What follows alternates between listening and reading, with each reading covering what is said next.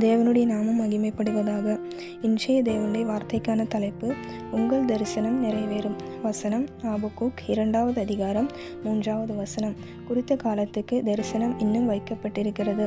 முடிவிலே அது விளங்கும். அது பொய் சொல்லாது. அது தாமதித்தாலும் அதற்காக காத்திரு. அது நிச்சயமாய் வரும். அது தாமதிப்பதில்லை. யோசேப்பிற்கு தன் 17வது வயதிலே தரிசனம் கொடுக்கப்பட்டது. ஆனால் அது நிறைவேற 13 வருஷங்கள் ஆனது. தன் 30வது வயதிலே எகிப்தின் அதிகாரியாக நியமிக்கப்பட்டான். யோசேப்புடைய தரிசனம் நிறைவேறும் வரையில் அவர் பட்ட பாடுகள், கஷ்டங்கள் கொஞ்சம் நஞ்சமல்ல. தன் சகோதரர்களால் பகைக்கப்பட்டான். தன் சொப்பனத்தை தகப்பனிடத்தில் அறிவித்த பொழுது தன்னை அதிகமாய் நேசிக்கிற தகப்பனால் கூட கடிந்து கொள்ளப்பட்டான். தன் சகோதரர்களால் குழியிலே போடப்பட்டு அப்புறம் இஸ்மவேலருக்கு விற்கப்பட்டான்.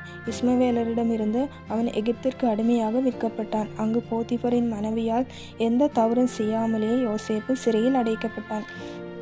ஆனால் எல்லா சூழ்நிலையிலும் யோசேப்பு உண்மையாகவும் பொறுமையாகவும் பரிசுத்தமாகவும் இருந்தார். அவர் அடிமையாக விற்கப்பட்ட பொழுதும் சிறையில் அடைக்கப்பட்ட பொழுதும் கர்த்தரோ யோசேப்போடு இருந்தார். யோசேப்பு காரிய சித்தியுள்ளவனாயிருந்தான் என்று ஆதியாகமம் 39ஆம் அதிகாரம் 2வது வசனத்திலும் 21வது வசனத்திலும் எழுதப்பட்டிருக்கிறது. எல்லா சூழ்நிலையிலும் கர்த்தர் யோசேப்போடு இருந்து யோசேப்புக்கு கொடுக்கப்பட்ட தரிசனத்தை நிறைவேற்றினார். இந்த வார்த்தையை கேட்கிற நீங்கள் ஒருவேளை ஏதோ ஒரு விஷயத்திற்காகவோ தேவனால் கொடுக்கப்பட்ட தரிசனத்திற்காகவோ வாக்குத்தத்தத்திற்காகவோ காத்திருப்பீர்களானால் உங்களுக்கு சொல்லுகிறேன், குறித்த காலத்தில் தரிசனம் கண்டிப்பாக நிறைவேறும். அது நிறைவேறும் வரை எந்த பிரச்சனை வந்தாலும் சோதனை வந்தாலும் சோர்ந்து போகாதீங்க, கவலைப்படாதீங்க. கர்த்தர் யோசேப்போடு இருந்தது போல உங்களோடும் இருப்பார். உங்கள் தரிசனம் நிறைவேறும் வரை பொறுமையாய் உண்மையாய் காத்திருங்கள். உங்கள் தரிசனம் கண்டிப்பாக நிறைவேறும். வாக்குத்தத்தத்தை பெற்றுக்கொள்வீர்கள்.